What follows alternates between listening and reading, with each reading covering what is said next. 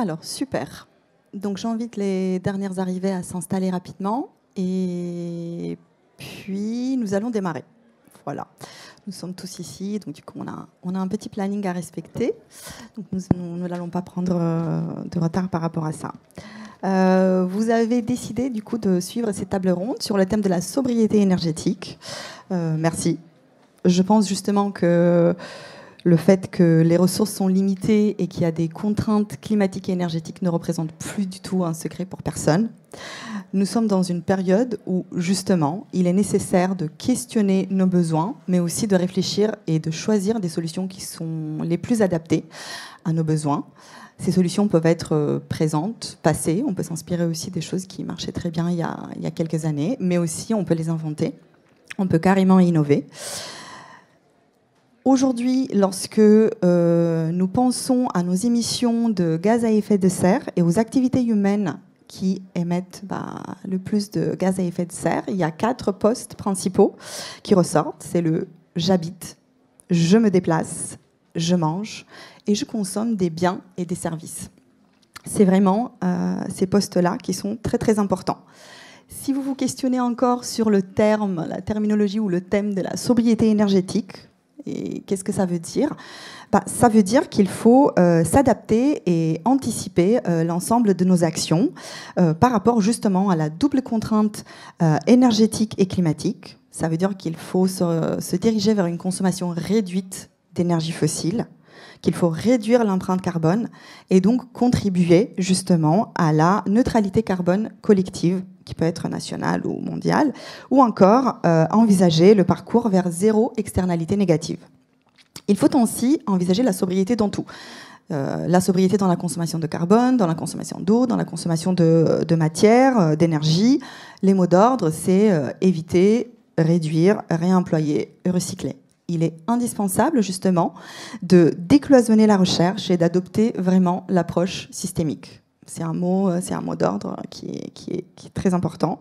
Il faut rechercher l'efficacité énergétique, mais aussi revoir la place de l'humain. Et nous allons le voir ensemble. Donc aujourd'hui, dans notre trajectoire vers la sobriété énergétique, on est contraint, ou en tout cas on est vivement encouragé à passer d'une économie qui était et qui est encore basée sur la croissance infinie dans l'utilisation des ressources à une économie de l'usage et de la fonctionnalité. Il faut donc réfléchir à comment on peut consommer moins et vivre mieux. Mais alors, comment s'éloigner de cette écologie qui est souvent cataloguée de punitive et comment les entreprises, elles peuvent concrètement agir et faciliter la démarche de sobriété énergétique. C'est ce que nous allons découvrir aujourd'hui avec nos 4 intervenants. Je vais prendre quelques minutes pour les présenter brièvement et ensuite nous allons rentrer dans le cœur du sujet. Donc, le premier intervenant, c'est Dan Tran, directeur général adjoint du groupe La Poste Immobilier. Donc, lui, il a consacré une grande partie de sa carrière, justement, dans la direction de grands projets immobiliers d'entreprise et équipements publics, ainsi qu'au développement et à la valorisation du patrimoine foncier de grands groupes. Il a intégré La Poste Immobilier en 2007 en tant que directeur de la maîtrise d'ouvrage et des achats, puis il est devenu directeur général adjoint en 2012. Et donc, il supervise les activités opérationnelles pour les branches du groupe La Poste, les 8 directions régionales, la politique énergie et climat, ainsi que l'innovation. Juste pour rappel, La Poste Immobilier, c'est un patrimoine avec 10 000 immeubles gérés, donc c'est 6 millions de mètres carrés, dont un gros tiers dédié à la logistique urbaine et une activité dans 20 métropoles les plus importantes. La deuxième intervenante, c'est Émilie Ries de Meusois, directrice RSE du groupe Pierre et Vacances Center Parks. Émilie, après une carrière de 10 ans sur des sujets marketing et événementiels au sein de grands opérateurs touristiques, elle s'est formée au développement durable et a rejoint en 2010 le groupe Pierre et Vacances, devenant au fil des années l'experte RSE. Elle est aujourd'hui justement directrice RSE et pilote tous les sujets de trajectoire carbone, engagement collaborateur, feuille de route adaptation aux enjeux climatiques. Et elle a participé en 2022 à la Convention des entreprises pour le climat. Toujours pour le petit rappel, Pierre et Vacances Center Parks, c'est un opérateur de tourisme grand public avec 200 destinations en France et en Espagne. Troisième intervenant, Éric Allemand, fondateur d'Encubétique.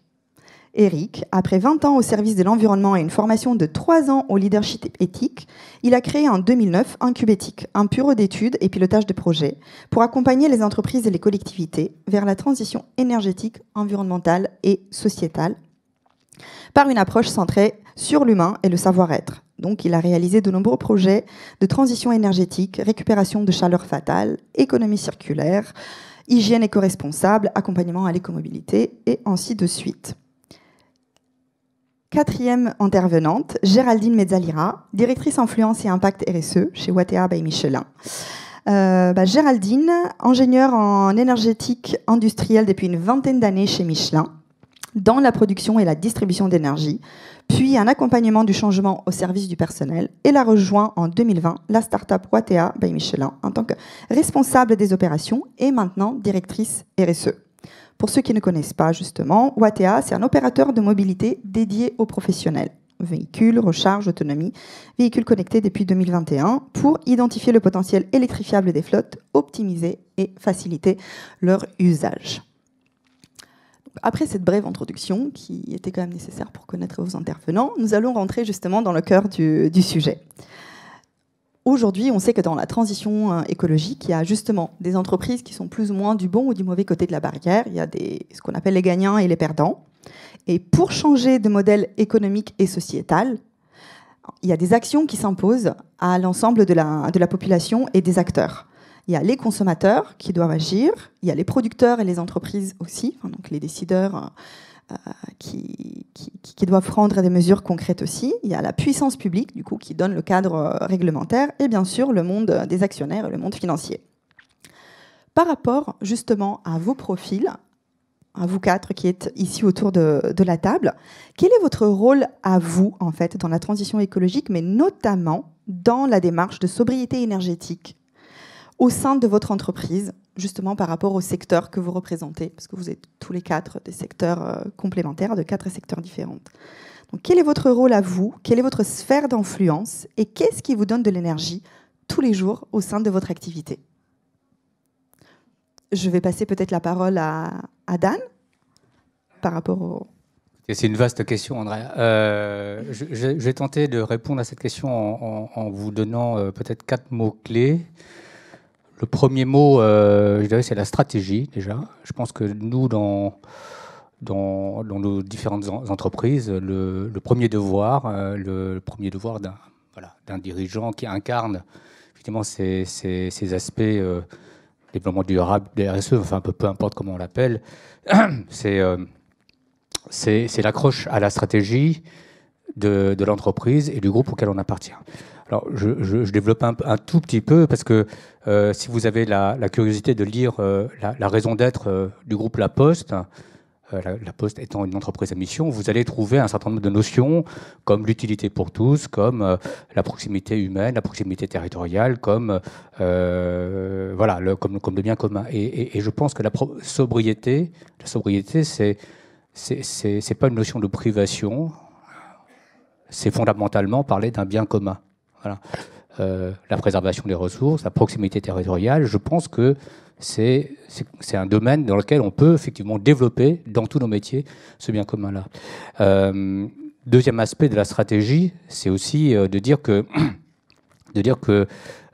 dans nos activités, il faut vraiment anticiper les impacts de cette transformation de la société dans tous nos métiers.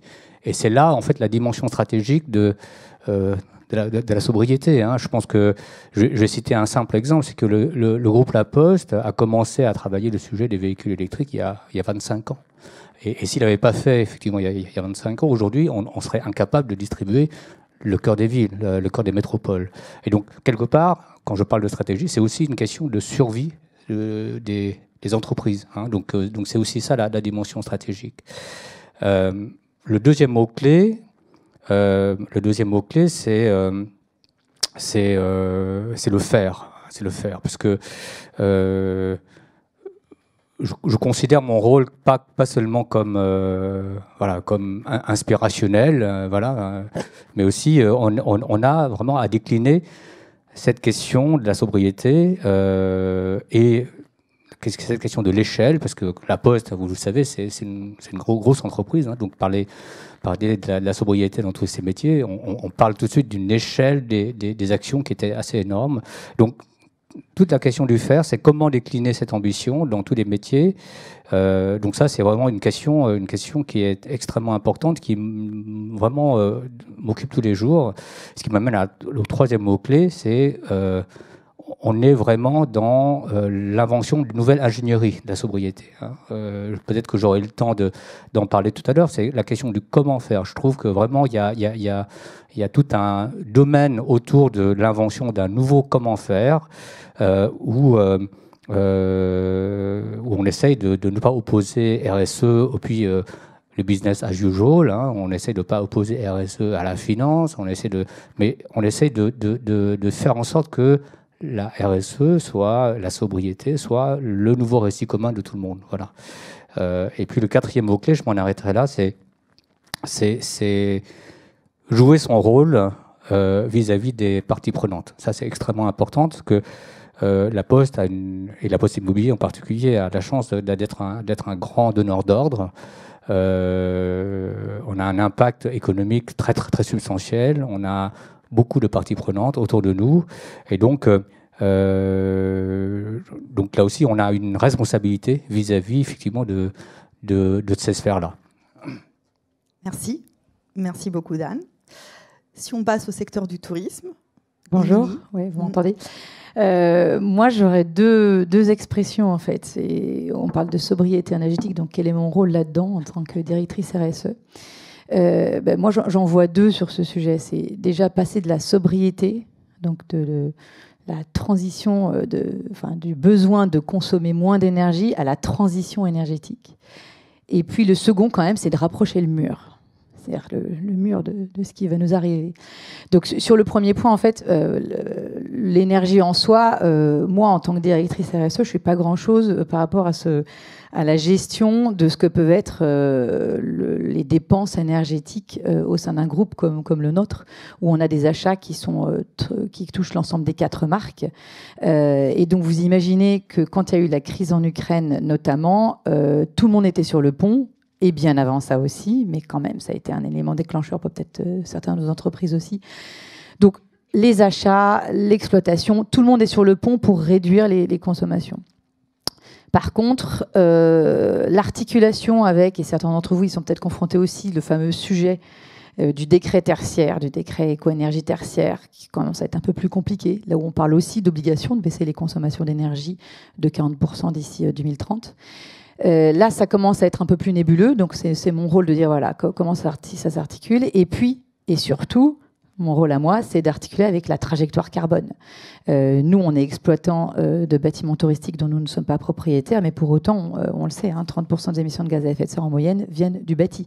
Donc, quand on veut s'atteler à une trajectoire carbone, il faut qu'on s'attelle en premier lieu chez nous à ce point-là. Et l'intérêt du carbone, il est assez, quand on raccorde ça aux consommations d'énergie, les deux leviers étant d'abord pour la trajectoire carbone de baisser les consommations, puis de développer les énergies renouvelables, là, on commence à avoir un peu plus d'attention. Et puis après, il y a rapprocher le mur, c'était quand même se dire, c'est pas un phénomène passager, parce que moi, j'entends dans des réunions que je participe, mais de toute façon, ça va redescendre, le prix de l'énergie, etc. Non, il faut, et pour répondre aussi à la question, il y a un vrai changement de paradigme, un vrai changement de modèle. Et chez nous, l'idée de sécuriser les approvisionnements et du coup de se dire on exploite sur le long terme des bâtis qui sont, du coup, si on n'a plus ces bâtis-là, on n'a plus d'offres. Associer également une sécurisation de l'approvisionnement pour chauffer ces bâtiments, chauffer nos piscines. Et ben, c'est presque vu maintenant comme un asset sur lequel il va falloir qu'on investisse. Et c'est un vrai changement de paradigme là-dessus. Merci. Géraldine, dans ton secteur particulier de la mobilité. Alors, dans le secteur de la mobilité, c'est le « je me déplace » dont tu parlais au départ. Et je reviens sur le mot stratégie que Dan a donné. Effectivement, il y a des entreprises, donc nous, on s'adresse aux professionnels. Watèa s'est vraiment construit sur accélérer la transition.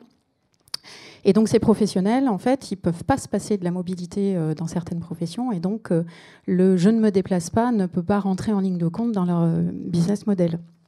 Et nous, en fait, sur l'entreprise, comment on peut accompagner? Il y a 2 axes principaux qui, pour nous, est important. Il y a déjà bien choisir sa mobilité, de quelle mobilité j'ai besoin, de pas d'avoir la mobilité la mieux adaptée à 85-95% de mon usage et ne pas aller chercher les 5% qui, en fin de compte, on peut peut-être faire autrement ponctuellement quand on en a besoin. Le deuxième point qui est important pour l'entreprise, aussi en termes de sobriété, c'est la transition de la mobilité. On ne se le cache pas, elle coûte plus cher.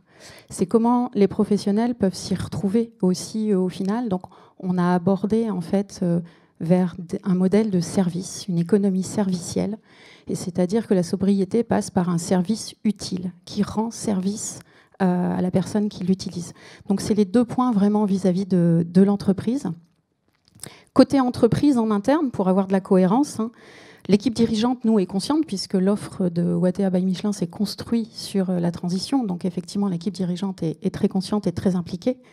Et les 3 points spécifiques que je souhaitais partager ce matin avec vous sur ces termes de sobriété, pour porter le changement, effectivement, il a été décidé de mettre la RSE au cœur de l'offre dès le début, en fait.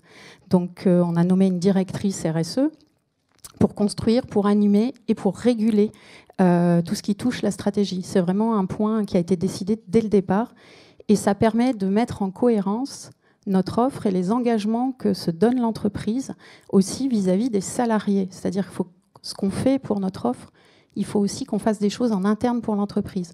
Par exemple, dans nos bureaux, on a décidé, on a grossi assez vite, on est une nouvelle entreprise. On a eu des nouveaux bureaux, il y a 80% du mobilier qui vient de mobilier reconditionné. Ça prend du temps, il faut l'adhésion des salariés, mais c'est vraiment quelque chose d'impactant et qui est un acte de sobriété. Le deuxième point, c'est savoir s'entourer d'experts. Il y a beaucoup de sujets, ça touche beaucoup de sujets, la sobriété. On n'est pas expert en tout. Donc il faut savoir bien s'entourer d'experts pour bien identifier les points importants en fait, sur lesquels on va vraiment avoir un impact. Et le troisième point, c'est ne pas se disperser. Ça semble évident, mais en fait, pris dans le quotidien, on est toujours un peu pris dans ce tourbillon. Ne pas se disperser dans ses actions et des fois savoir renoncer à court ou moyen terme. Et mon rôle d'influence, parce que c'était une question aussi, c'est ce qui m'apporte de l'énergie au quotidien, parce qu'on est quand même dans un domaine où on nous parle de catastrophes, de réchauffement, de ça va pas aller. Donc c'est vrai qu'il faut retrouver de l'énergie.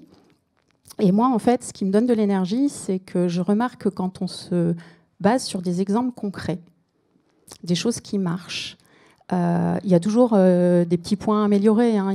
Tout n'est pas parfait. La solution idéale, de toute façon, n'existe pas. Mais quand on se base sur des exemples, on peut faire avancer les choses. Et on peut faire avancer les choses sur les différents acteurs qu'on a cités tout à l'heure. Le client, on peut aussi avoir un petit peu de montrer l'exemple pour les pouvoirs publics quand on met en place des choses. Et en tant qu'entreprise, voilà, c'est d'être cohérent entre ce qu'on offre et ce qu'on fait en interne.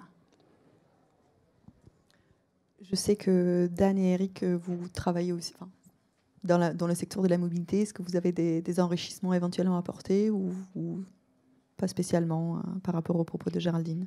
Peut-être que j'aurai l'occasion d'y revenir dans les questions s'il y en a. Parce que je pense qu'il y a... Très bien.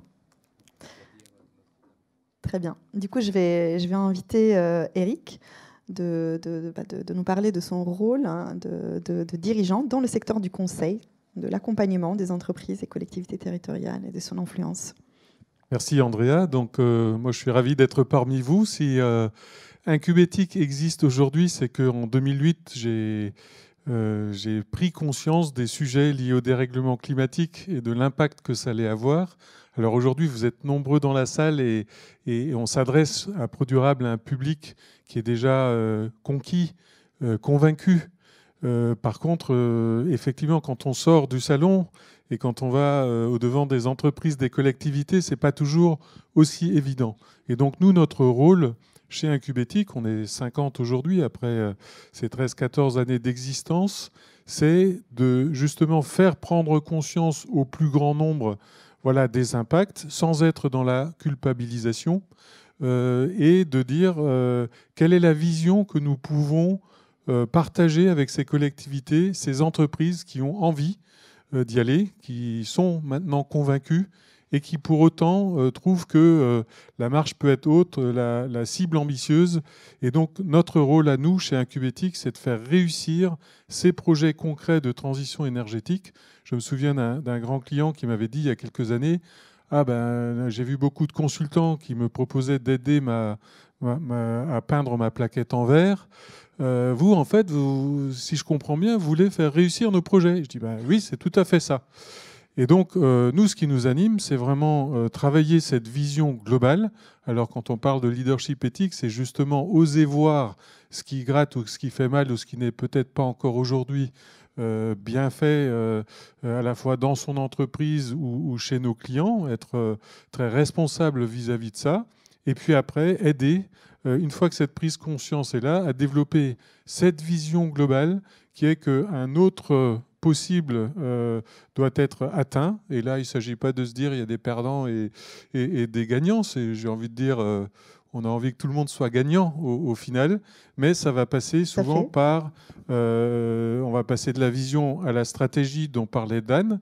Donc comment je peux mettre en place pas à pas ces solutions. Donc chez nous, ça passe par de l'intégration de solutions innovantes qui vont faire appel à de l'audit énergétique, vont faire appel à des projets de financement, vont faire appel parfois à des projets plus complexes où il faut coordonner, des projets d'économie circulaire pour faire de la récupération de chaleur fatale quand on parle de sobriété énergétique et de mobilité, puisqu'on est dans ces sujets aussi. Et puis après, il y a une conviction qui nous est un peu plus, on va dire, personnelle chez Incubétique, qui est que tout ça doit être possible en faisant le pari de l'humain. Et donc le pari du savoir-être, parce qu'à la base de toute décision, il y a un humain qui va se dire qu'est-ce que je peux faire, est-ce que j'y vais, est-ce que j'ai peur d'y aller ou pas. Et donc accompagné par le facteur humain et rendre possible ces projets en justement surmontant tous les obstacles, et ils sont nombreux pour réussir un projet de sobriété énergétique. Notre rôle, c'est ça, c'est d'identifier tous ces enjeux, de les prendre en compte de façon responsable, humble, et d'avancer pas à pas avec nos clients pour faire réussir ces projets. Eh bien, super. On a parlé vision, on a parlé stratégie, on a compris les enjeux globaux. Essayons maintenant de nous consacrer un petit peu aux actions concrètes qu'on peut mener au sein de vos entreprises. Parce qu'on sait justement que la meilleure énergie, c'est celle qu'on ne consomme pas. Voilà. Il en va de même pour les différentes matières premières et les minerais qu'on extrait de l'environnement. Et donc, voilà, pour la fabrication des biens et des services, voilà, on sait qu'il y a des déperditions, il y a des pollutions diverses et variées. Concrètement, justement, dans vos structures, dans vos entreprises, quel visage prend la sobriété énergétique ? Quel exemple de projet à fort impact souhaitez-vous partager avec le public et avec moi aujourd'hui ? Je vais vous passer du coup la parole à chacun et je vais vous inviter 3 minutes de nous présenter votre projet. Et je vais passer la parole à Eric, du coup. On va faire dans l'autre sens peut-être. Alors, donc en transition, donc, je vous parlais d'un projet de récupération de chaleur fatale. Alors, ce n'est pas un beau nom, on va dire que c'est de la chaleur perdue. Et nous, on a développé un beau partenariat avec tous les exploitants d'unités de valorisation énergétique des déchets. On a eu la chance de faire à peu près les audits de la moitié du parc en France. Et on a un président qui, il y a quelques années, nous a dit « Moi, ma vision, ça serait d'utiliser toute la chaleur qui est perdue, parce qu'il était en zone rurale, il ne pouvait pas chauffer des bâtiments qui étaient trop éloignés. Il a dit « Qu'est-ce que je pourrais faire de cette énergie ?» Et moi, j'aimerais concrétiser cela. Et du coup, c'était en 2017. Et donc, on s'est mis en recherche d'un industriel qui puisse s'implanter à côté de cette unité de valorisation énergétique pour utiliser cette chaleur résiduelle. Et le challenge n'était pas simple puisqu'on était sur de la chaleur basse température, donc 50-60 degrés maximum. Et du coup, c'est comme ça qu'est né le projet EcoCir à Las, c'est entre Angers et Le Mans, où finalement nous avons trouvé un industriel qui s'est implanté sur ce lieu et qui a créé 100 emplois pour finalement chauffer des serres pour faire des tomates avec de l'énergie qui avant allait aux petits oiseaux. Donc au lieu d'utiliser du gaz pour chauffer ses serres, il a créé ses serres en proximité de cette usine. Et là, ça a été le début d'une grande aventure, puisque ce projet, on l'a piloté pendant 4-5 ans. Il a été inauguré l'année dernière. On a effectivement aujourd'hui déjà 70 emplois créés localement. Et ça représente 30 000 mégawattheures qui n'ont pas été achetés sur le marché du gaz, mais qui ont été fournis à un prix qui est fixe pour une douzaine d'années, autour de 5 €. Alors quand on parle de la crise qui a fait monter le gaz parfois à 200 €, la vision à la fois du président du syndicat et de l'industriel qui à un moment donné s'est dit est-ce que ça serait possible de faire ça, grâce à ce projet, ils ont pu concrétiser et se mettre à l'abri de ces fluctuations, hausse du prix du gaz, etc., en créant en plus de l'emploi local sur une zone qui était à fort taux de chômage. Donc nous, on a été acteurs en pilote de tout ça, à la fois sur des aspects techniques. On s'est rendu compte qu'il fallait également faire venir du gaz pour l'énergie de secours, pour les quelques semaines où l'usine s'arrêtait.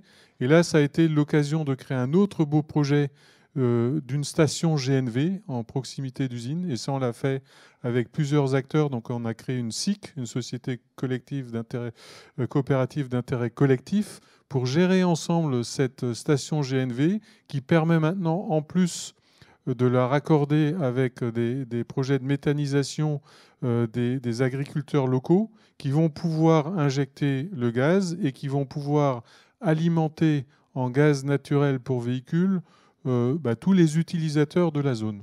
Et on ne s'est pas arrêté à cela, puisque créer 100 emplois dans un milieu rural, c'était également c'était un pari audacieux.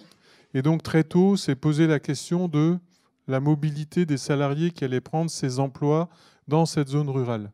Et là, on s'est dit, on revient aux fondamentaux d'un Cubétique qui est, on peut faire une action intéressante au plan du climat pour s'intéresser à l'écomobilité de ces salariés, mais c'est aussi un enjeu important au plan de l'humain par rapport à l'enjeu pour eux du pouvoir d'achat. Et donc, dès 2018, on s'est dit on va proposer un accompagnement à la mobilité écologique pour ces salariés. Et ça a donné un projet où on accompagne aujourd'hui par Mobiléthique 18 zones d'activité en France sur l'écomobilité. C'est une super transition pour Géraldine dans le secteur de la mobilité que j'invite. Donc au niveau de la mobilité, donc je rebondis justement. Alors nous, c'est la mobilité des professionnels. Donc on dit sobriété. On se déplace plus, on se déplace moins. C'est pas toujours évident. Ou alors on peut se dire tiens, je vais me déplacer différemment. Et pour les professionnels, en fait, ça va nécessiter plusieurs adaptations. Soit par obligation, suite à l'installation des zones à faible émission, qui s'appellent maintenant zones de vigilance, mais voilà, ils ont pas le choix, en fait, pour continuer à faire leur mission dans ces zones-là. Et alors là, je vais vous expliquer un petit peu comment nous, on a vu les points de sobriété de la mobilité. Le premier point, en fait, c'était déjà les sélections des véhicules que l'on fait. Les véhicules, en fait, que l'on propose aux professionnels, c'est des véhicules que l'on a testés dans des conditions réelles. C'est-à-dire que on a pris le véhicule et on a des chauffeurs, en fait. On a un testeur chauffeur qui a différents profils de parcours et on a pu voir les capacités réelles du véhicule, les kilomètres réels restants, en fait, en fonction du dénivelé, en fonction de la température, en fonction du chargement du véhicule, en fonction de la façon de conduire aussi. Donc, en fait, on peut proposer le bon véhicule qui a été testé dans les conditions réelles. Ça, c'est le premier point, en amont. Le deuxième point, en fait, c'est quel est réellement votre usage pour que le véhicule soit le plus adapté. Et en fait, en amont, on fait une étude qu'on appelle une étude de potentiel d'électrification. Donc, on regarde les véhicules chez le professionnel qui sont actuellement en place. On les analyse sur 15 jours ou 3 mois en fonction du type de flotte et du type de parcours. Et derrière, on regarde si le véhicule a un réel potentiel d'électrification. On n'ira pas placer un véhicule si on sait qu'en fin de compte, la technologie qui existe aujourd'hui ne répond pas à l'usage de la personne. Et ça a un double effet. C'est un effet qu'on ne met pas un véhicule qui ne va pas fonctionner, qui va rester sur un parking. Et le deuxième effet, c'est un petit peu aussi un effet déculpabilisant auprès des professionnels, des fois, qui se disent j'y vais, mais j'ai l'impression que je peux, mais est-ce que je peux? Mais en fait, si je ne peux pas, est-ce que c'est grave? C'est un petit côté déculpabilisant. Ils se disent on reviendra vous voir quand il y a un véhicule qui sera plus adapté. Donc ça, c'est le deuxième point qu'on regarde, nous, au niveau de la sobriété. Le troisième point, c'est tout ce qui passe à travers l'économie servicielle, l'économie de fonctionnalité. C'est par exemple les kilomètres perdus. Les kilomètres perdus, c'est quand vous avez un 10 mètres cubes. Alors, vous n'êtes pas tous au volant d'un 10 mètres cubes, je pense, mais quand vous êtes à Paris et que vous avez un 10 mètres cubes, avant de trouver une borne sur laquelle vous pouvez stationner votre 10 mètres cubes, vous pouvez tourner un petit moment. Double effet, le stress. Généralement, vous commencez à regarder, il vous reste 10 km de batterie, vous dites je ne vais jamais y arriver, donc ça a un effet stressant. Et puis vous tournez, en fin de compte, sans efficience. La sobriété passe aussi par l'efficience de ce qu'on utilise. Donc en fait, c'est avoir un service qui guide et qui accompagne vers la bonne borne, par exemple pour les véhicules à batterie.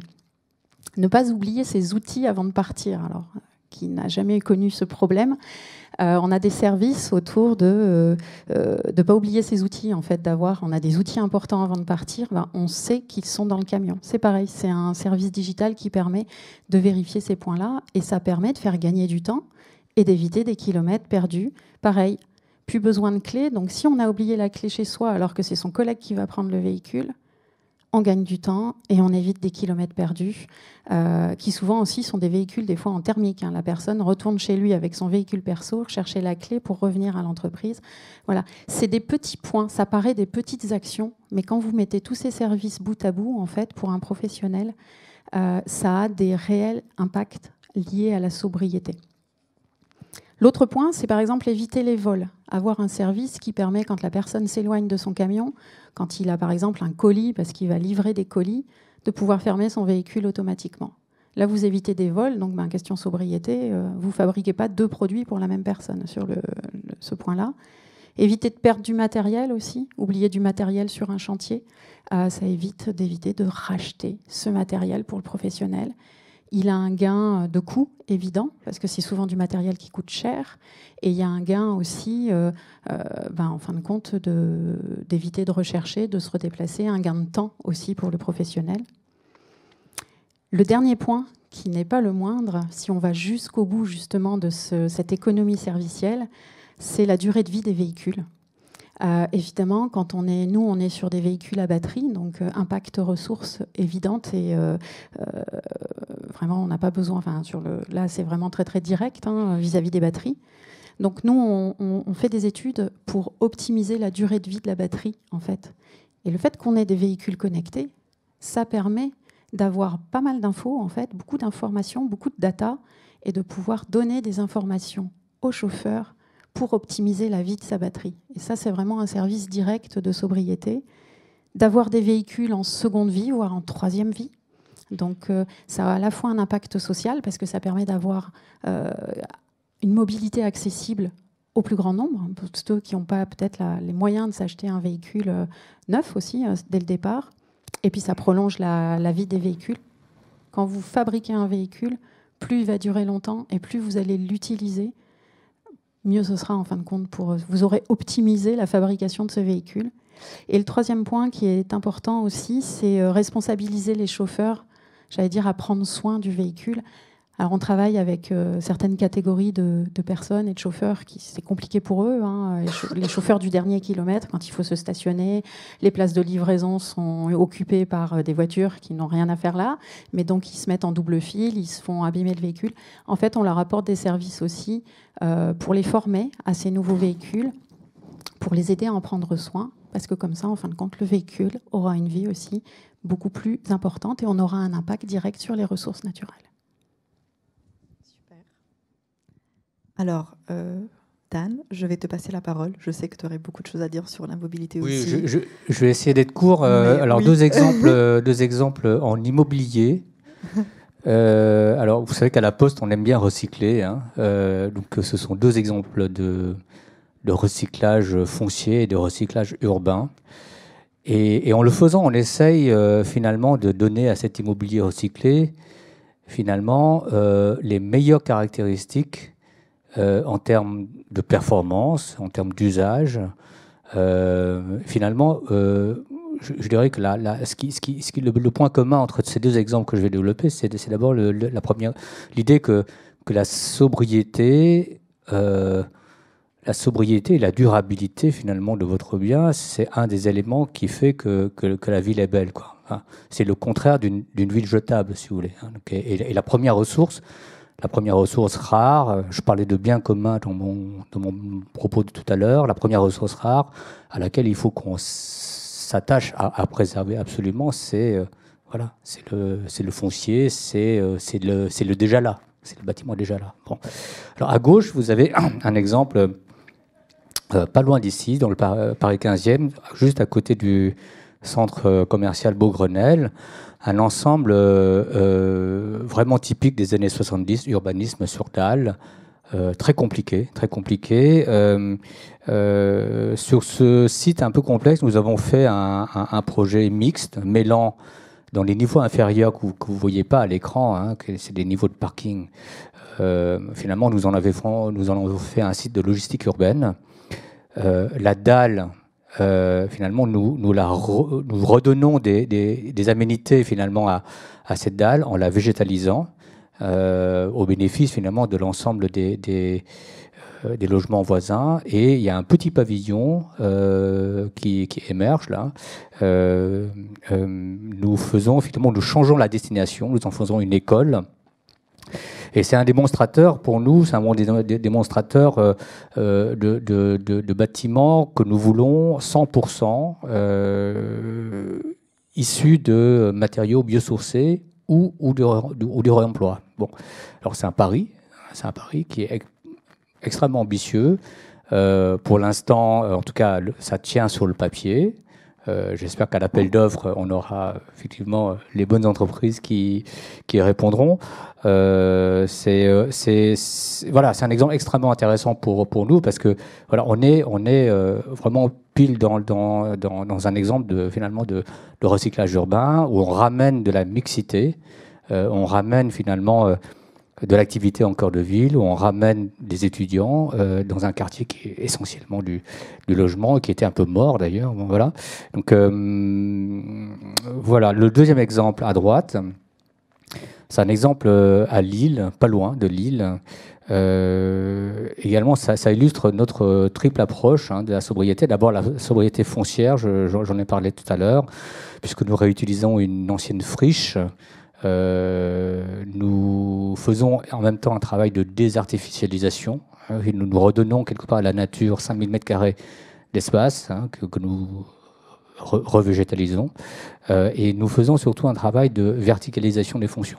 Alors, on est en périphérie de ville. Ce type d'endroit, on aime bien étaler. On aime bien tartiner des fonctions à plat.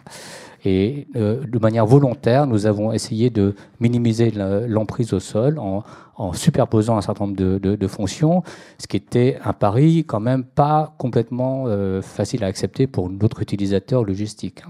Ça, c'est la première sobriété foncière. Sobriété dans la consommation et dans les émissions CO2, évidemment, ce bâtiment sera complètement passif. Visera les meilleurs labels qui existent en ce moment, les E+C-, l'équivalent de RE 2020. Sobriété également dans l'emploi des ressources. Nous utilisons sur ce site près de 13 000 m³ de béton issus de la démolition de la friche existante. Et nous allons utiliser également, parce qu'on n'est pas encore au stade de réalisation, mais nous allons utiliser du bois et de l'aluminium recyclé. Donc voilà, je trouve que c'est un bel exemple de contre-pied, je dirais, de ce que le secteur logistique a fait pendant des années, c'est-à-dire un immobilier finalement moche et jetable, quoi. Donc je pense que fondamentalement, la logistique, puisque c'est un des gros métiers de la Poste, la logistique n'est pas condamnée à être moche. Voilà. Elle peut être très belle. Sur ce point positif, Émilie. Alors moi, je voulais plutôt partager avec vous le comment, en fait, quand je vous disais quel est mon rôle. Tu me posais la question, Andrea, c'est justement de passer de la sobriété à la transition énergétique. Comment on s'y prend et comment moi je m'y prends. Concrètement, donc, avec l'augmentation drastique du coût de l'énergie, se met en place quand même un plan de propriété. Alors quand même, je m'exprime peut-être pas comme il faut. On a toujours suivi les consommations d'énergie chez nous, il ne faut pas exagérer. Mais on les voyait plutôt en tant qu'opérateur touristique, à la nuitée. On a commencé à réfléchir différemment en mettant en place un plan de sobriété pour toutes les marques, le même, piloté en COMEX. Donc déjà, là, on n'est plus dans la même granularité, en tout cas plus dans la même, on n'est plus dans les mêmes instances. Donc on passe d'une vision annuelle et puis budgétaire, où tout se passait bien, à non, là, où est-ce que tu en es, toi, directeur de Center Parcs, Pierre et Vacances, par rapport aux objectifs que tu t'es fixés. Le second point, c'est qu'il y a eu cette concomitance volontaire, mais qui est très porteuse, de faire les études pour atteindre non seulement les baisses de consommation énergie, mais qui sont quand même au final pas si compliquées. Enfin, elles sont compliquées, mais on peut les atteindre, les 10% en 2 ans.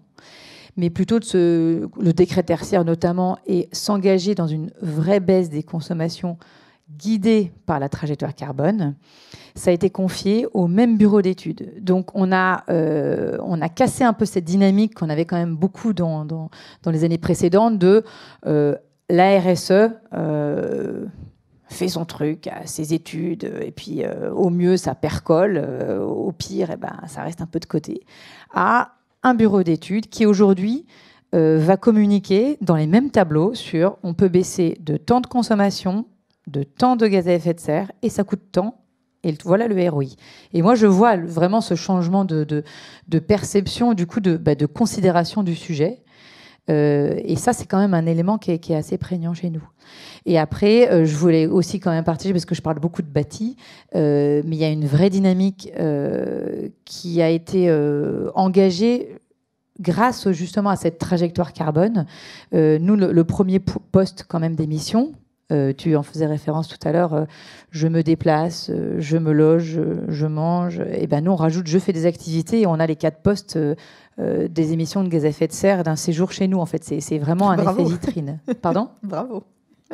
Non, c'est de fait, en fait. C'est-à-dire que nous, j'ai remis... Alors, si vous êtes très obtus, vous allez voir que ça ne fait pas 100%, parce qu'il y a quand même toujours le poste un peu tiroir où on met tout le reste, notamment les immobilisations corporelles, que j'aurais du mal à expliquer là tout de suite devant vous. Mais on voit, en fait, que ce sujet... nous, par exemple, on ne vend pas. On vend des séjours, donc de l'hébergement. Les personnes, vous et moi, quand on se déplace, on choisit le mode de transport qu'on veut. Et il y a vraiment cette responsabilité, et moi j'en suis persuadée que c'est une valeur de la marque aussi, de prendre cette responsabilité, de dire, OK, vous venez chez nous, choisissez votre mode de transport, enfin on n'a pas besoin de le dire, les personnes viennent chez nous, une destination, ils vont aller en Bretagne. Mais à nous de proposer une alternative. Et même si c'est encore plus cher aujourd'hui, c'est clair, le train, à la voiture. Mais je suis persuadée que c'est parce qu'on propose cette alternative qu'on va s'y mettre de plus en plus. Et notamment, on a une marque chez nous qui s'appelle maeva.com et qui propose Cocotte. Donc, c'est un petit module qui vous permet de calculer l'empreinte CO2 de vos vacances. Et c'est une façon aussi de voir que, ah oui, quand même si c'est quand même très efficient de mettre une maison, sa famille dans sa voiture, oui, on met aussi sa maison dans sa voiture, tellement on apporte de choses. Donc le passage au train, et on revient au changement de paradigme. C'est-à-dire que tant que le train sera beaucoup, beaucoup plus cher que la voiture et qu'on aura l'habitude d'emmener tout, et je finirai là-dessus, c'est aussi ce changement de paradigme de la sobriété aussi. Elle vient aussi du marketing. C'est-à-dire que si vous n'avez plus besoin d'emmener votre poussette, votre siège bébé, eh ben, ça allège quand même pas mal l'ensemble des bagages. Donc, vous voyez, il faut vraiment qu'on commence à penser sur toute la chaîne de valeur et au-delà de notre sphère directe de responsabilité. Super. Et vous ne l'avez pas mentionné, mais voilà, on a eu un petit échange sur la restauration. Je pense que vous êtes aussi pas mal proactif et porteur Oui, avec les limites que ça peut représenter, dans la mesure où nous ne sommes pas opérateurs de restauration, donc on travaille avec des partenaires restauration. Donc la sphère d'influence est un peu plus lointaine. Pour autant, c'est le même sujet et on les voit, nos partenaires pour certains, c'est assez inégal, pris ce sujet de carbone, de diversification aussi des menus. Donc là, en effet, on est en train, pour l'instant, de faire une étude sur quelle est l'empreinte carbone. Alors, il n'y a pas que le carbone dans la vie, hein, mais là, on parle beaucoup de carbone ce matin. L'empreinte carbone des vins plats les plus vendus. Pourquoi ? Pour avoir une photographie. Et on se rend compte que c'est beaucoup lié à la présence de viande.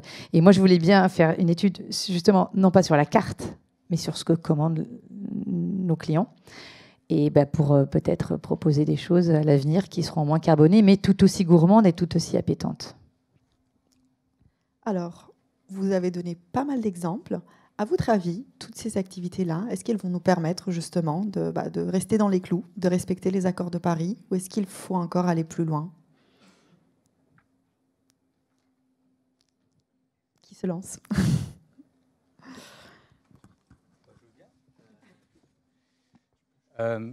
La réponse est évidemment oui, il faut aller beaucoup plus loin. Et je le dis très modestement avec la vision d'un acteur immobilier qui, dans son secteur, a beaucoup œuvré déjà depuis 10-15 ans. Et on s'est rendu compte que voilà, on a fait la moitié du chemin en 10 ans. Il reste, effectivement, pour respecter ne serait-ce que le décret tertiaire, il reste la moitié du chemin à faire d'ici 2030. Donc, et on sait que cette moitié de chemin-là, elle sera beaucoup plus dure que ce qu'on a fait jusqu'à présent, parce qu'il va falloir s'attaquer au dur. Hein. Il va falloir consacrer des investissements, il va falloir qu'on double nos CAPEX en ordre de grandeur. Il va falloir surtout passer à l'échelle. C'est attaquer des milliers de bâtiments avec de la rénovation, de la vraie rénovation énergétique. Et donc voilà, nous travaillons à un grand dispositif qui va nous permettre d'accélérer et massifier ce travail de rénovation. Oui, bien sûr, il faut attaquer la montagne maintenant. Voilà. Oui, moi, j'ai la même réaction, le passage à l'échelle. Et c'est vrai que j'ai beaucoup décrit des états des lieux, des estimations de travaux, des solutions de financement aussi qu'il faut qu'on invente aussi. Il y a beaucoup d'acteurs qui se créent là-dessus. Il va falloir qu'on se mette tous autour de la table, ne serait-ce que chez nous. Nous ne sommes pas propriétaires du bâti sur lequel nos marques existent. Et c'est pas pour ça qu'on n'a pas de la responsabilité de maintenance, mais bien plus, il y a un sujet d'embarquer l'ensemble des parties prenantes. Et par exemple, les propriétaires individuels, leur faire décrypter que la valeur d'un appartement que vous détenez à Voria ou à Tignes risque d'être très, très, très corrélée à la performance énergétique. La valeur de la marque au niveau du marketing aussi, si vous avez pris ou pas, de façon sincère, crédible et à l'échelle, ce sujet de transformation qui est devant nous. Donc, ouais, il y a encore du boulot. Hein. Justement, on sait qu'on est dans une situation où il faut qu'on accélère la transition écologique et qu'il y a différents types de leviers qu'on peut activer, qui peuvent être techniques, marketing, financiers, imaginaires des citoyens. Quel levier, justement, peut-on actionner pour un passage à échelle vraiment collectif et rapide ? Quels sont, pour vous, selon vous, les facteurs clés de succès, justement, pour la sobriété énergétique ? Eric ? Alors là, effectivement, si on voit le verre à moitié vide ou à moitié plein, la question est-ce qu'on y est ? J'ai envie de dire non aujourd'hui. Maintenant, si on voit le verre à moitié plein, on se dit le potentiel est là et la bonne nouvelle, c'est qu'on sait ce qu'il y a à faire, qu'on peut y arriver. Et la question, c'est comment on accélère. Et du coup, comment accélérer ? Je pense que c'est aussi revoir son processeur de toutes les anciennes habitudes qu'il faut mettre de côté. Je prends un exemple du retour du ROI pour les décisions d'investissement. Tant qu'on était avec des industriels qui disaient à moins de 18 mois, j'investis pas parce que ça ne gagne pas en 18 mois, on ne peut pas faire avancer les projets d'écologie industrielle sur cette logique-là. Donc ça suppose que, à commencer par le COMEX ou les dirigeants, les gens puissent dire, là, il y a un sujet, ça gagne peut-être à 5 ans, mais on y va. Ça veut dire aussi que les financiers qui financent ces projets doivent revoir leur position aussi. Quand j'entends encore des banquiers qui, sur des sujets de financement de transition énergétique, nous disent on va vous prêter à hauteur de vos fonds propres alors qu'il faudrait un ratio d'1,6 pour réussir les projets, je dis c'est pas comme ça qu'on va arriver à financer les flottes qui coûtent 30% plus cher qu'il y a 2 ans en flotte écologique, alors même qu'on a des banquiers qui auraient tendance à se mettre les 2 pieds sur le frein. Donc ça, c'est de l'actualité là concrète de la rentrée.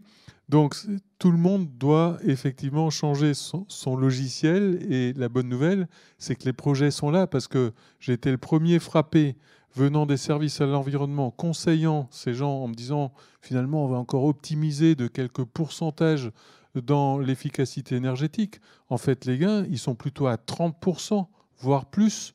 Donc 30% de gains d'énergie, c'est pas rien.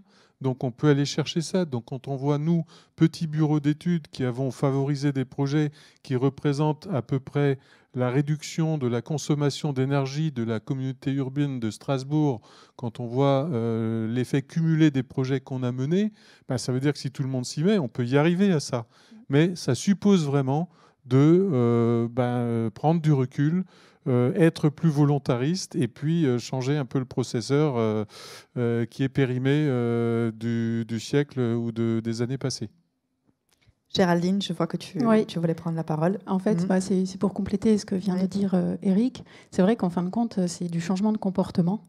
Comportement de notre COMEX, comportement des financiers, comportement de nous en tant que consommateurs, en tant que clients. Et en fait, moi, je pense qu'il y a un des leviers qui est accompagné, en fin de compte. Nous, dans l'entreprise, on accompagne les salariés, on accompagne les managers aussi, parce que il faut que toute la chaîne, en fait, des parties prenantes, comme tu l'expliquais, Émilie, soit bien impliquée. Parce que si à un moment donné, il manque un maillon dans la chaîne, on voit bien tous que ça ne va pas fonctionner. Donc le fait d'accompagner, alors on fait un point spécifique sur l'accompagnement des managers, ça permettra d'avoir les actions et dans la bonne direction. Donc je pense que c'est vraiment remettre l'humain, et l'accompagnement fait partie de la transformation. S'il n'y a pas d'humain et s'il n'y a pas d'accompagnement, pour moi, il n'y aura pas de transformation, en fait. Ça demande trop de changements de comportement. Dan, oui. Je suis d'accord avec tout ce qui s'est dit. Je vous donne peut-être une lecture un peu complémentaire, parce que pour moi, les leviers, les freins, les points de difficulté sont aujourd'hui pas tout à fait exactement les mêmes qu'il y a 10 ans. Bon, il y a 10 ans, quand une poignée de gens engagés commençaient effectivement à travailler sur le sujet de la sobriété, finalement, il fallait de motivation, il fallait un peu d'argent, et puis on faisait quelques exemples de projets innovants, et puis on essayait d'impulser la dynamique comme ça. Aujourd'hui, je pense que les difficultés sont un peu plus profondes, au sens où, finalement, si je prends l'exemple de la Poste, et l'immobilier de la Poste en tout cas, la motivation, on en a. On a des gens extrêmement engagés, partout, sur le terrain. Et pourtant, l'action, elle n'est pas encore totalement engagée de manière massive. L'argent aujourd'hui, l'argent coule à flot, honnêtement. L'argent coule à flot. Et je pense que vous avez quantité d'investisseurs qui sont prêts à mettre de l'argent. Donc, quel est le maillon manquant entre, finalement, ces moyens et ces ressources financières et puis les entreprises? Et je trouve aussi que l'évolution des textes au niveau européen, tout ce qu'il y a autour de la taxonomie, est une formidable incitation, en tout cas, des financeurs et des investisseurs à consacrer des moyens financiers à cette transformation. Pour moi en fait, ce qui est le plus profond, c'est quoi? C'est d'abord la question des compétences. La question des compétences. Parce que, et je parle pour le secteur que je connais bien, qui est la rénovation des bâtiments, l'immobilier. Bon. Vous avez en France aujourd'hui 450, 500 000 entreprises de BTP. Plus de 90% de ces entreprises-là ont moins de 10 salariés. C'est des toutes petites structures. Et vous avez 60 000 entreprises agréées RGE. Donc vous voyez, quelques chiffres qui vous illustrent, en tout cas, aujourd'hui, un besoin d'élévation de compétences dans cette filière du BTP. Et je veux dire qu'aujourd'hui, on réalise ces opérations-là, pas tout à fait avec les mêmes compétences qu'hier. Hein. Je cite un autre exemple, c'est que la sobriété implique, et la décarbonation va impliquer une électrification des usages quand même très, très, très, très forte. RTE dit que d'ici 2035, il y a à peu près 65% des usages qui vont passer à l'électricité. Donc, même les grosses entreprises qui avaient des armées d'ingénieurs initialement formés autour de la thermique vont devoir se transformer, hein, vont devoir intégrer de nouvelles compétences. Donc ça, pour moi, c'est un sujet massif. C'est un sujet massif. Alors, les pouvoirs publics œuvrent beaucoup à ça, mais nous, en tant que donneurs d'ordre, on est confrontés à ça et on a notre part de responsabilité également en choisissant et en exigeant les bonnes compétences. Vous voyez ? Le deuxième sujet important pour moi, c'est le mode de production. J'en ai dit un mot tout à l'heure. Hein, si on veut massifier et accélérer la rénovation énergétique, on ne peut pas travailler de la même façon qu'on l'a fait jusqu'à présent. Hein. Vous n'achetez pas 1000 opérations de rénovation, 2000 opérations de rénovation énergétique à la pièce. Et donc, il faut des dispositifs contractuels particuliers. Il faut inventer une nouvelle ingénierie pour le faire. Et il faut surtout mener la transformation chez vous, en interne. Donc c'est un sujet de management, hein, c'est un sujet de management auquel je commence à être confronté, et je trouve que c'est extrêmement important également.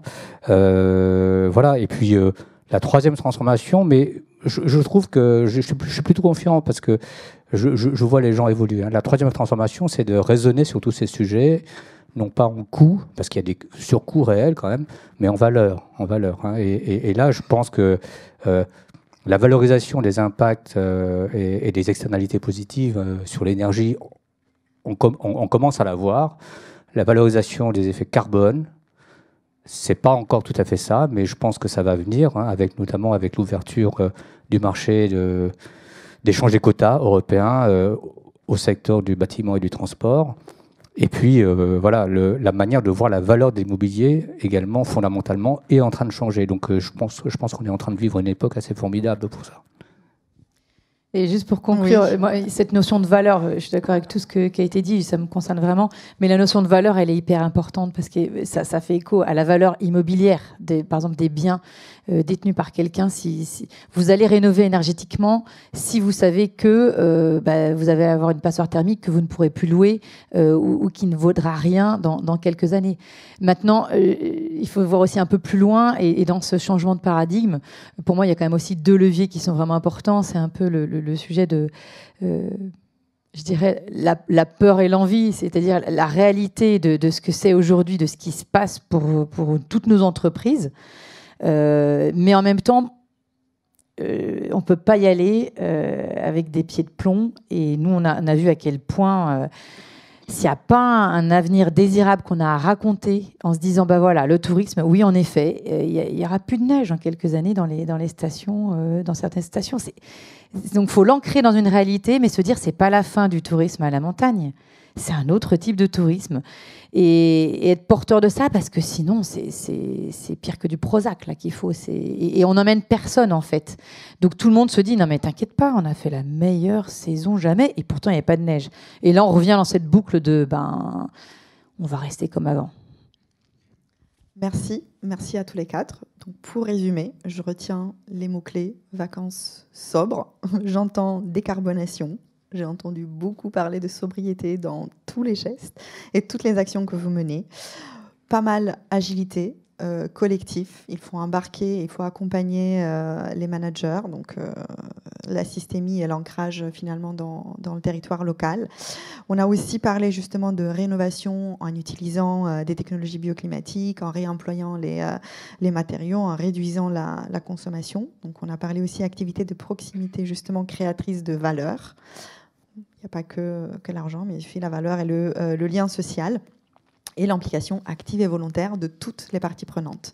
Il n'y a pas que les consommateurs, il n'y a pas que les entreprises, il y a aussi justement la puissance publique et le monde financier. On a fait le point sur les finances. Donc en fait, quand on parle de changement de paradigme, il faut vraiment envisager un modèle sociétal et économique comme le disait Fabrice Bonifay dans son livre L'entreprise contributive, mieux pour la planète et mieux pour les clients, donc mieux pour tout le monde. Et je retiens également le mot de la fin de Émilie, qu'il est indispensable de se projeter collectivement dans justement de nouveaux imaginaires collectifs qui soient désirables, qu'on pense une écologie positive et réaliste, voilà, en s'éloignant justement du modèle de business as usual. Alors, il est 12h47, on peut peut-être prendre une ou deux questions dans le public s'il y en a. Je veux bien monter mon micro. Il y a quelqu'un qui s'approche. Non. Pas de questions? Si. Alors, Bonjour, merci pour vos interventions. Moi, j'avais une question au sein des directions d'entreprise. Est-ce que vous réfléchissez à des plans B un peu, entre guillemets, catastrophes en cas de durcissement de l'économie, de crise économique ou de forte inflation, voilà, ou même de difficultés d'accès à des matières premières?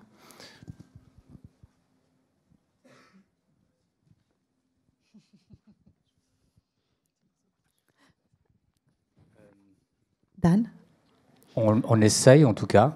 Je vais répondre de manière un peu impressionniste. Le premier sujet qui nous préoccupe beaucoup, c'est le prix de l'énergie. Parce que dans toute cette histoire, ça finit finalement dans le poste de charge des entreprises. Vous consommez l'énergie, et pour les entreprises les plus émettrices, en tout cas, il y a aussi un coût CO2. D'accord ? Bon.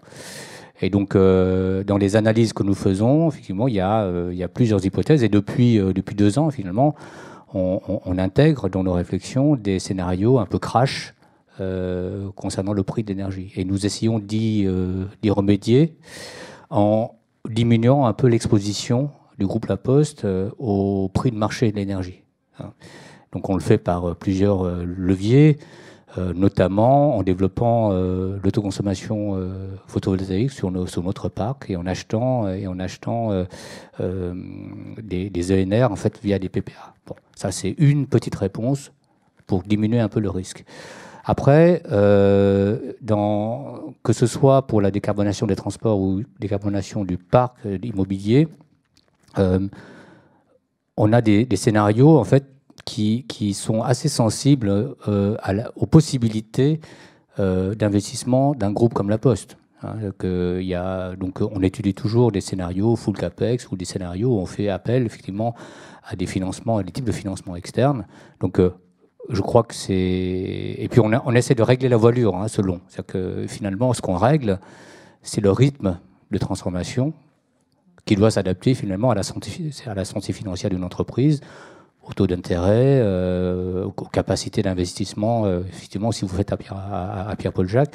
Mais ce qui est important là-dedans, finalement, plus que le rythme, c'est d'avoir une cible. Et finalement, on essaye toujours d'avoir une planification, une cible. Voilà, où est-ce qu'on veut aller? Voilà. Et puis, scénario de base.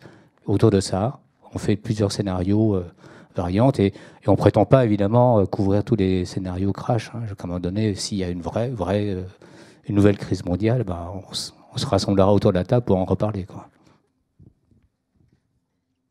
Merci. Oui.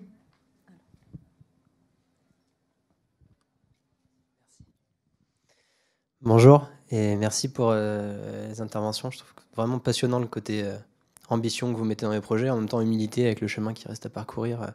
C'est passionnant de vous écouter tous les quatre. Moi, j'avais une question qui concerne... on parle beaucoup, ça fait des années qu'on parle d'énergie, de sobriété énergétique. Il y a beaucoup de projets qui ont été menés là-dessus. Et puis, il y a à peu près depuis l'été dernier, l'été 2022, on a comme découvert au niveau grand public un nouveau sujet qui est la préservation d'une nouvelle ressource, qui est l'eau, en fait. Donc, un peu comme... je fais effectivement une petite blague parce qu'elle n'est pas si nouvelle que ça, mais qui devient assez impactante parce que les nappes se remplissent plus, parce que l'eau douce se raréfie, parce que le coût de l'eau va augmenter, etc. Dans quelle mesure est-ce que ce sont des sujets qui font aussi partie de vos projets, de vos perspectives, de vos projets prospectifs, justement, dans vos secteurs d'activité? Alors, un exemple sur le projet d'économie circulaire dont on a parlé sur la création des serres. On a effectivement été confronté à ce sujet, puisqu'il a fallu démontrer qu'en créant ces serres, on n'allait pas pomper trop d'eau dans la nappe, et montrer que le projet était exemplaire. Et du coup, effectivement, on a fait les calculs de baignoires qui se vident et qui se remplissent pour pouvoir se dire d'abord de combien d'eau a-t-on besoin, quelle eau peut-on récupérer, et le process lui-même d'une serre moderne permet de réutiliser pratiquement 80% de l'eau en recyclage interne pour justement diminuer les consommations. Et donc après, on a senti qu'il y avait un sujet qui était plus complexe, qu'il fallait apporter ça aux agriculteurs du coin, qui, eux, avaient peur que ce projet se faisant, ils n'en aient plus à avoir suffisamment d'eau, avec un potentiel conflit latent. Et là, du coup, on a dû travailler très vite en mettant tout le monde autour de la table, montrer que le projet était exemplaire, montrer que si tout le monde, y compris les agriculteurs qui puisaient de l'eau sans rien économiser depuis des années, pouvait peut-être faire un pas aussi vers de l'économie d'eau. Si tout le monde faisait la même exemplarité sur les projets, il y avait de l'eau pour tout le monde. Après, ce qu'on a été capable de faire, c'est justement de dire on ne va pas pomper d'eau pendant toute la durée de basse niveau de nappe, en organisant la récupération d'eau, le recyclage d'eau, et du coup, ça a permis au dossier de se faire. Mais vous avez raison, ces sujets-là sont aussi à prendre en compte et font partie de ce qu'il faut prendre en compte pour assurer la réussite d'un projet aussi complexe. Ouais. Et juste vraiment pour compléter ce que vient de dire Eric, en fait, on a besoin, nous on utilise des services, quand je vais acheter un véhicule, le service achat, il va voir le constructeur. Je pense qu'il y a une étape qui est très importante, c'est la transparence sur les données. Parce que intégrer, donc on parle de l'eau, mais il y a aussi les ressources minérales, enfin nous c'est autour du minéral. Qu'est-ce qu'on a comme données pour prendre la bonne décision, en fait? Et cette transparence sur les données liées à l'impact, je pense que c'est un sujet qui est important. C'est un sujet qui sort. On voit que là, la communauté, en France, pour pouvoir toucher le bonus écologique, on va devoir avoir le véhicule va devoir répondre à un indice score environnemental qui est basé sur 6 critères, etc. Quelle transparence on va avoir sur les données? Je pense que ça aidera, nous tous ici présents, à aussi prendre la bonne décision à un moment donné. Donc, transparence dans les données. Et moi, pour conclure sur le sujet de l'eau, et merci de poser cette question, parce que parfois, on a l'impression qu'on ne voit le sujet de la transition écologique que sous le prisme carbone. Il n'y a pas que le carbone, malheureusement.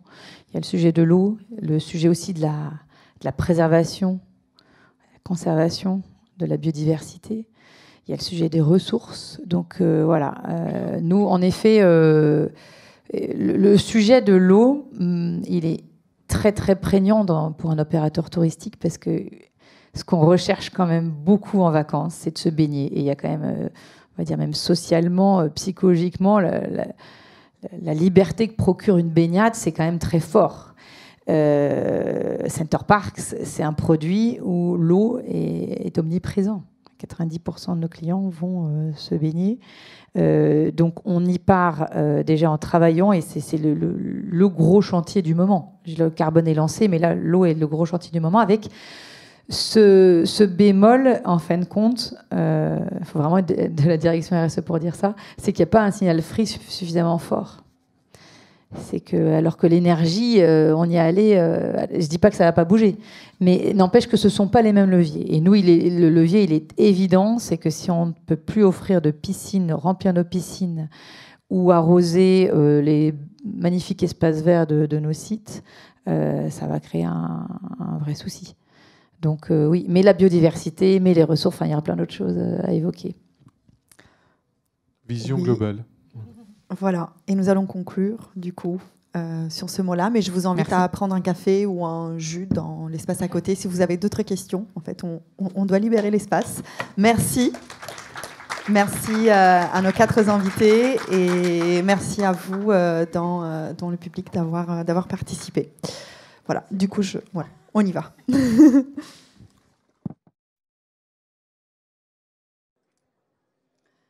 Alors, super. Donc, j'invite les dernières arrivées